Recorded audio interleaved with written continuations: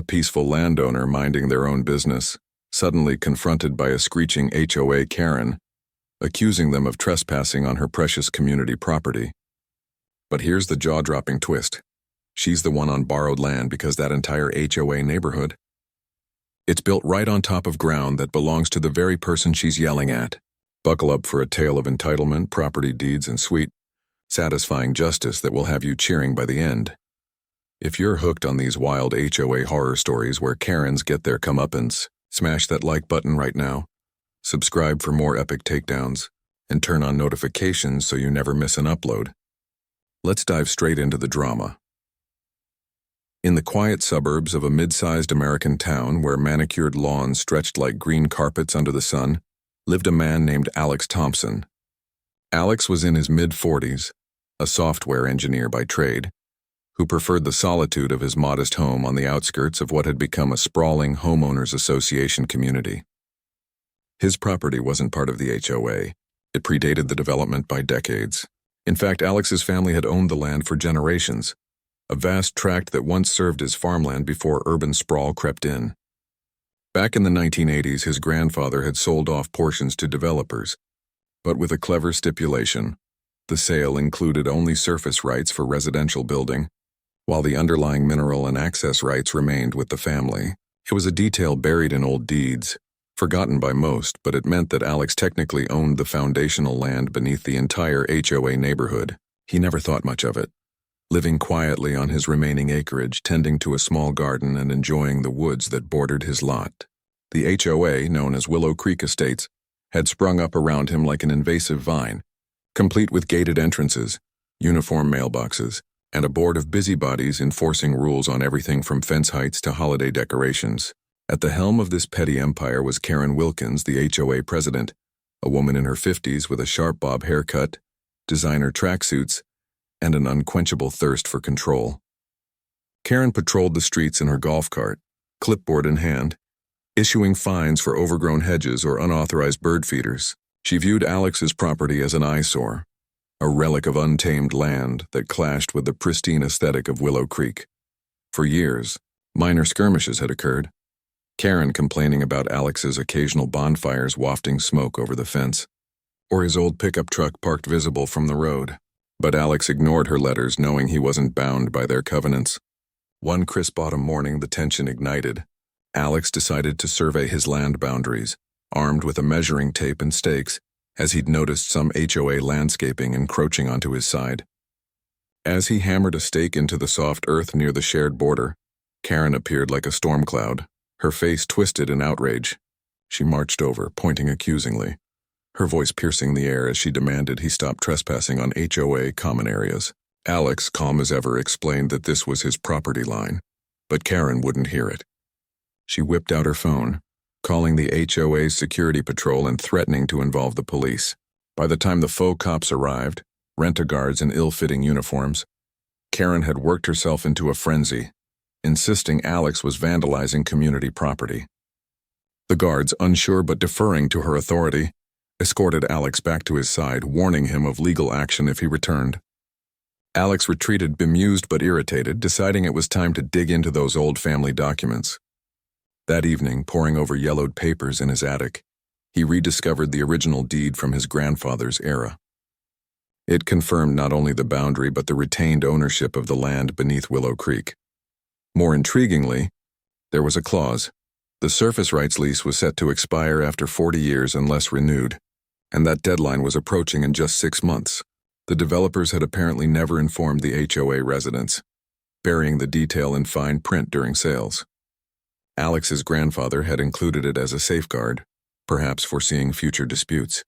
As Alex researched online, he learned that without renewal, he could reclaim full control, potentially disrupting utilities, access roads, and even forcing renegotiations for the homes built atop his land.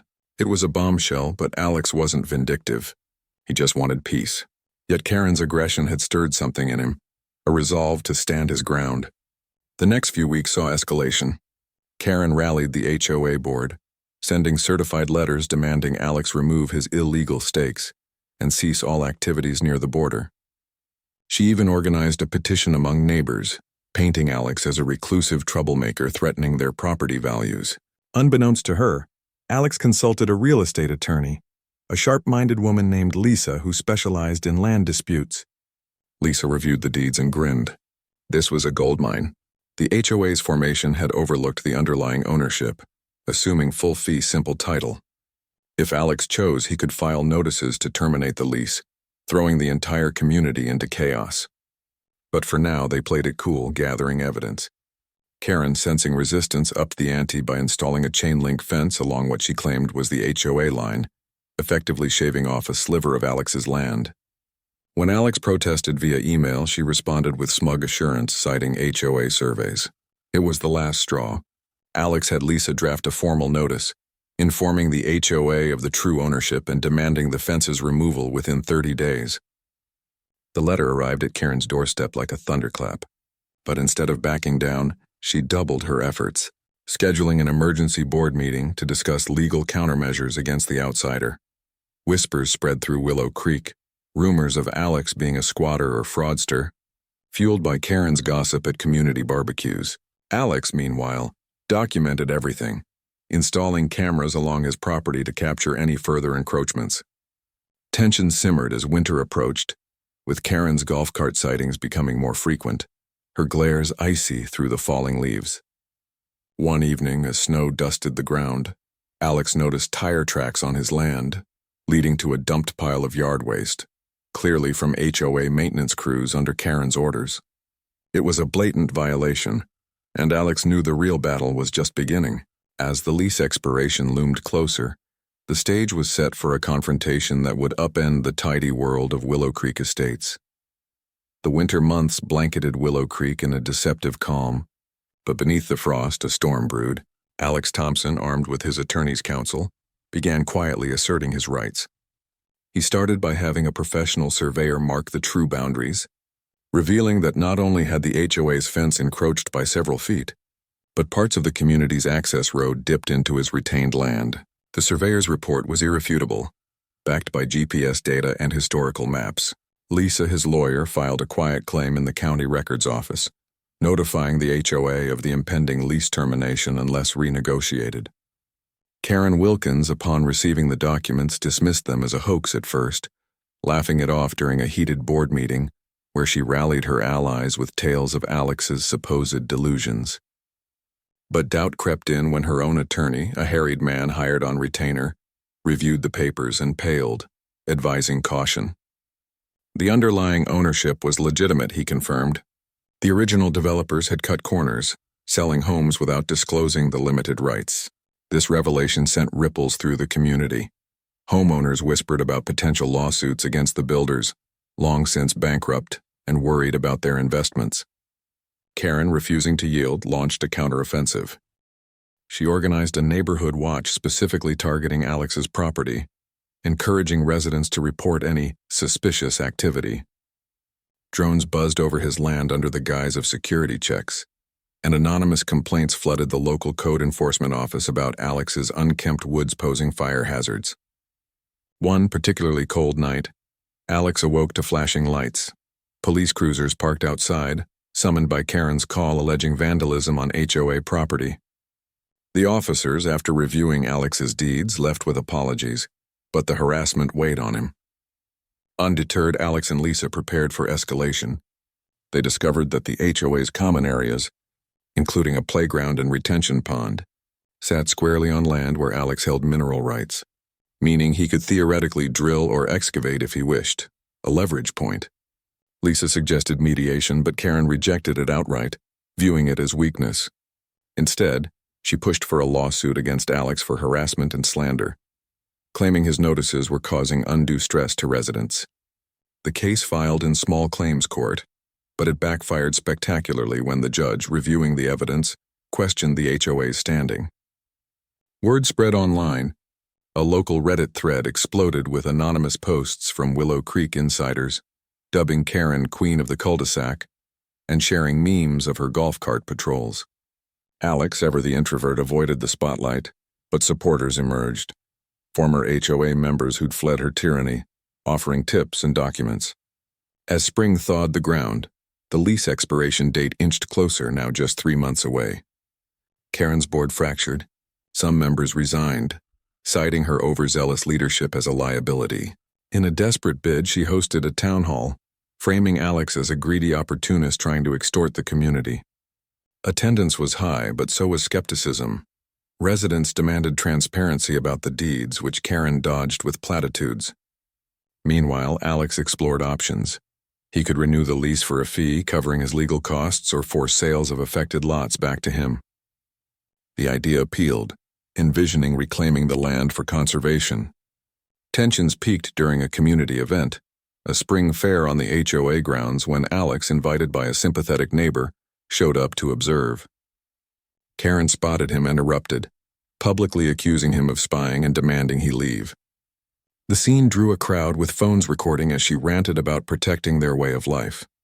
Alex remained silent, letting her unravel. That video clip went viral locally, amassing views on social media and drawing scrutiny from real estate bloggers. Karen's reputation cracked. Calls for her resignation mounted. Lisa capitalized, sending a settlement offer. Remove the fence, cease harassment, and pay Alex's fees or face full lease termination. Karen balked, but her attorney urged acceptance, warning of massive legal bills. As summer neared, the pressure mounted. Utility companies inquired about access rights, hinting at disruptions if unresolved. Alex, reflecting on his grandfather's foresight, felt a quiet vindication. The HOA, once a monolith of control, now teetered on the edge, its foundation literally shaky.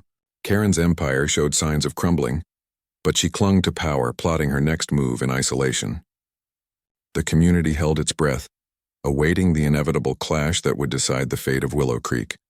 Summer arrived with a vengeance, bringing sweltering heat that mirrored the boiling conflict in Willow Creek Estates. Alex Thompson, now fully committed to his cause, watched as the lease expiration date dawned like a reckoning. The final notices had been served. Without renewal, Alex would reclaim control, potentially halting maintenance on shared infrastructure and demanding easements be renegotiated at market rates. Karen Wilkins, her once iron grip slipping, faced mutiny within the HOA board. Resignations poured in, and a recall petition circulated accusing her of mismanagement that endangered everyone's homes. Her attempts to rally support fell flat. The viral video of her outburst had painted her as unhinged, leading to doxing and online mockery. Desperate, she hired a high-profile lawyer from the city, hoping to challenge the deed's validity, but discovery revealed the original developer's fraud. They'd known about the limited rights but concealed it to close sales. Class action whispers grew among residents, targeting the HOA itself for negligence. Karen's personal life unraveled. Neighbors avoided her, and her husband, long suffering in silence, suggested stepping down, but pride fueled her defiance. In a bold gambit, she organized a blockade along the border, stationing volunteers to prevent Alex's surveyors from accessing disputed areas. It lasted mere hours before authorities intervened, citing public access laws. The fiasco made local news, with reporters digging into the story and interviewing Alex, who spoke measuredly about preserving family legacy. Public sympathy swung his way, a hardworking man versus an overreaching bureaucracy. As negotiations stalled, Alex exercised his rights subtly. He filed for permits to explore mineral deposits beneath the HOA, a move that panicked homeowners fearing construction disruptions. Insurance companies raised premiums, citing title uncertainties, and property values dipped. Karen's board, reduced to a skeleton crew, finally sued for peace. In a mediated session downtown with lawyers flanking both sides, the truth laid bare. Karen arrived defiant but cracked under evidence, stacks of documents proving Alex's ownership. The settlement was swift. The HOA agreed to redraw boundaries, remove encroachments, compensate Alex for damages, and establish a perpetual easement at a nominal fee. Karen was ousted as president, her fines refunded, and the community voted in a more reasonable board. In the aftermath, Willow Creek transformed. Rules relaxed, fostering neighborly vibes over tyranny. Alex, with his windfall, landscaped his property into a community-accessible park, a gesture of goodwill that shamed Karen further. She sold her home at a loss, relocating to a condo far away, her days of clipboard dominance over. Alex returned to his quiet life, the woods whispering vindication, knowing he'd upheld his grandfather's vision. The land once contested now stood as a testament to patience over pettiness, a story echoed in online forums as a cautionary tale for entitled overseers everywhere. Thanks for sticking around for this epic HOA showdown. If you enjoyed watching that Karen get served a massive slice of humble pie, drop a like, subscribe for more property drama bombshells, and comment below with your own crazy neighbor stories. We'll see you in the next one.